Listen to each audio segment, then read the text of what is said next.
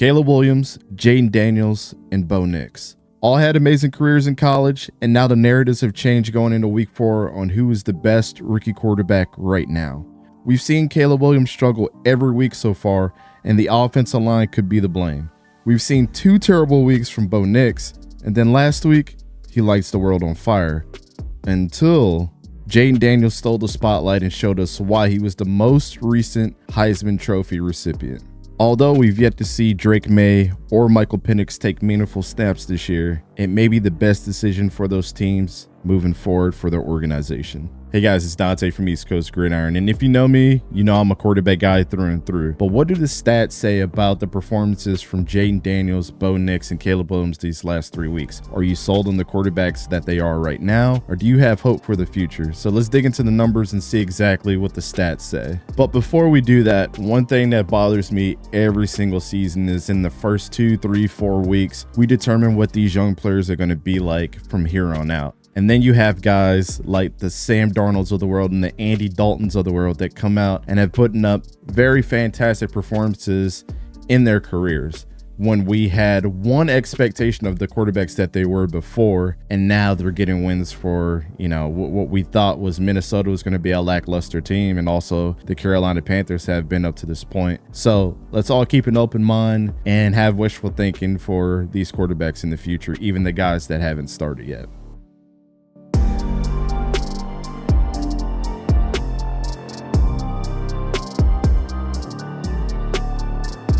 One of the things everybody was wondering is how the Bears were going to replace Justin Fields, and then they draft Caleb Williams with the #1 overall pick. There was a lot of speculation if there was going to be some draft capital that would come from a trade potentially with Fields, or if they were going to do what they did and draft Caleb Williams and kind of restart.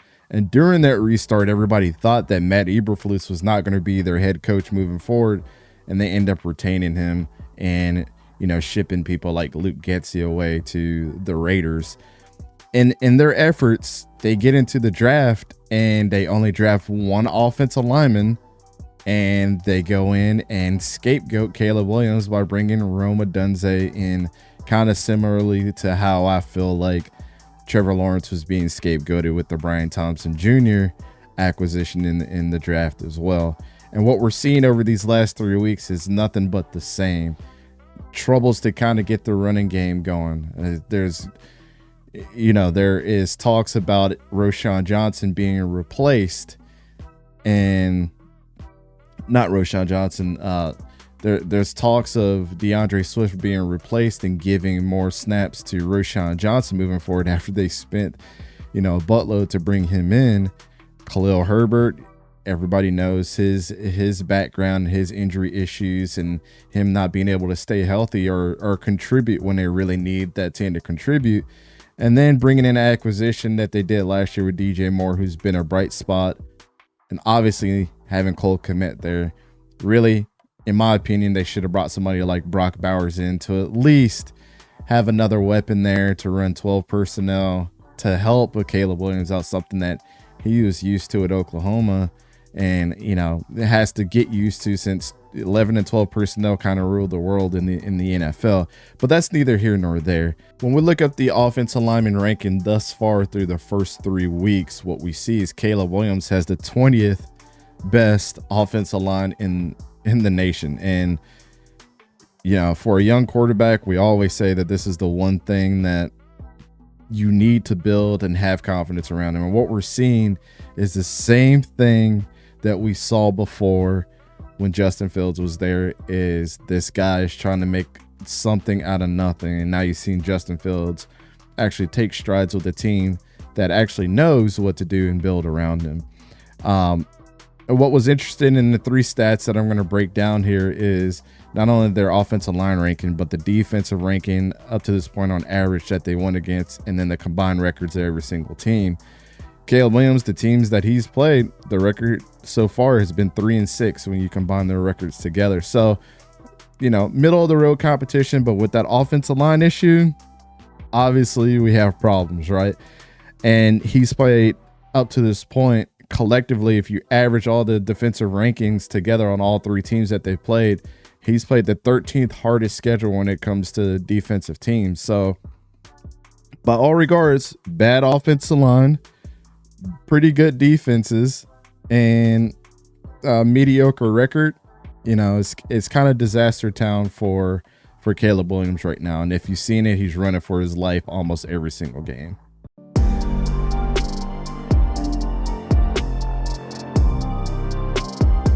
Now we get into my favorite quarterback in this draft, and I got a lot of pushback for that, but everybody knows if you've been watching this channel, and Bo Nix. Bo Nix obviously goes to Denver. They ship out Russell Wilson to Pittsburgh. We just talked about Justin Fields, but he is in Pittsburgh, and he's had some injury issues, and Justin Fields has stepped up. Then, you know, obviously there was a quarterback battle, then bringing in, you know, the likes of a Zach Wilson to, you know, kind of help them out there. And it seems like all the talks that came out of Denver was that Bo Nix killed it in camp. He obviously was probably the best quarterback in the preseason by all regards, and struggled his first 2 weeks. Like, they were terrible. And a lot of people were saying that this dude is exactly what everybody in the media was, you know, analyzing before, is that he's too old, he's too inept to be a NFL quarterback. And that's just not true. When you look at what Bo Nix has done to this point, and coming off the week that he just had, let's take a look at the same statistics that we said for Caleb Williams. Combined team records for the teams that they've played. Right now, he's played teams that have a collective record of 8-1 when you combine all the records together. He's played some pretty good competition. He's played against the 10th hardest, you know, schedule as far as defenses are concerned. That's, you know, odds are against you. You're at the, you know, the top half of teams in the NFL. And then per PFF, you know, his offensive line ranking has been 11th. So they've been actually really good this season. You know, for the most part, all these guys have had, you know, their ups and downs, but, you know, he's not playing with a top 10 offensive line. I guess you could say them being an 11th, but when you look at it like that, he's had to deal with more with less on his team. He doesn't have a Rome Odunze or DJ Moore or the plethora of really good running backs that have proven themselves with the Bears. And, you know, they're still trying to figure out who the number one guy is on the ground there. Their defense has been incredible this year. That's one thing we didn't include here.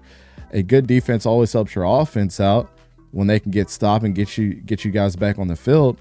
But by all regards, Bo Nix lit it up last week, and, you know, they dink and dunked when they needed to get their team downfield. And as you saw, a lot of people are calling him Vanilla Vic right now because the way that he can use his legs. But it's one thing that, you know, I've accounted for that other people are just now seeing about Bo Nix. So, you know, the narrative of Bo Nix is starting to change. I know we just came off of week 3, but let's see how the momentum keeps going after he's played some of the toughest competition that you can ask for a rookie, you know, by the stats so far this season.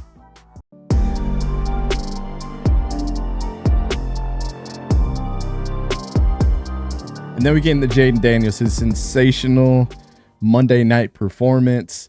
He's had very good starts up to this point, not turning the ball over, things like that. The one question that came out from Washington with the new coaching regime and Dan Quinn, and also having 𝗕𝘂𝘀𝗀𝗀 as his offensive coordinator, was, will we see the same old that was dealt with Cliff when he was with the Cardinals? This is Dan Quinn's second stint as a head coach in the NFL. Is he going to bring that defensive prowess over to help somebody like Jayden Daniels out? And the first 2 weeks, they struggled to find a Terry McLaurin type of receiver that they have there, and he was quiet until this past Monday, where we saw some deep shots going downfield. I questioned his arm strength going into this whole thing, and he looked accurate, he looked composed. But when you look at the numbers, again, a 3-6 record with combined team records that he's played so far, so the same as Caleb Williams. He's had the 18th hardest schedule as far as defensive teams that he has played so far.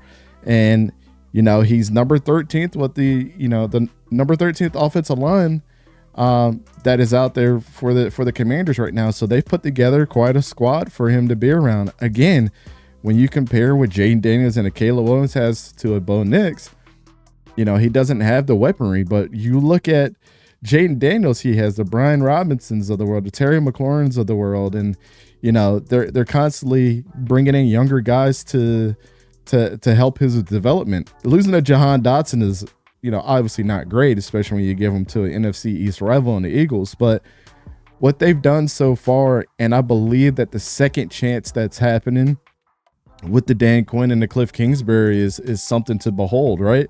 And you're going to bring a little, you know, the 𝗕𝘂𝘀𝗀𝗀𝗀 is a little underrated for the fact that I think he can develop a quarterback like Jayden Daniels. I mean, you got a little bit of the sauce when you had Caleb Williams, but having a Jayden Daniels on your team, you could bring a little bit of what worked at USC and bring that over. And also having the Kyler Murrays of the world that, you know, were able to progress on the ground and things like that. You're able to bring that prowess over to a quarterback like Jayden Daniels. So in all regards, man, you have to give credit where credit is due. I think he was my number 6 quarterback on my board.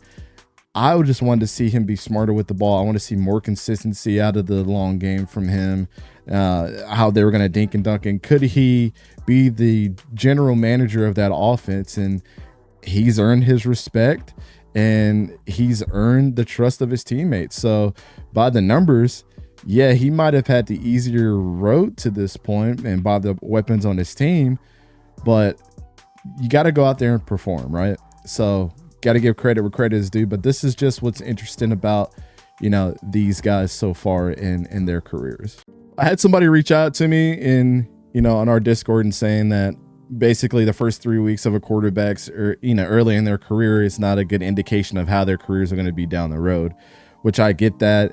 And, you know, you hope that these guys can continue the momentum that they have, and you hope that Caleb Williams starts to get his feet under him after, you know, playing his ass off in his last game. You just hope the offensive line and some of the play calling actually support what he wants to do in the future as well, as far as his development. Look, he's younger than both of these guys. Like Jayden Daniels and Bo Nix have been in college forever. That was one of the knocks against, you know, Bo Nix and Jayden Daniels coming in is, you know, these guys are old. Michael Penix Jr.'s of the world, like they're just old at this point. So, but we're seeing that maybe experience is something that's great when it comes to performing under high pressure moments, and especially for teams that by all regards have failed. The Bears and Commanders in Denver just have not had a good road these last couple of years, and you can almost set up a quarterback for failure drafting him this high. This is why I'm not a big proponent of even quarterbacks being drafted in the first round. But as you see, there are a lot of positive things that you can get from an experienced quarterback. So hope you guys enjoyed this video. If you want to see more like this, please let me know. This has been Dante, everybody's favorite couch quarterback here, and appreciate you guys watching this video. Which one of these guys do you feel like can win the Offensive Rookie of the Year at the end of this year? And who's going to have the better career? I'll read those comments down below, and I appreciate you guys, and we'll talk to you guys later.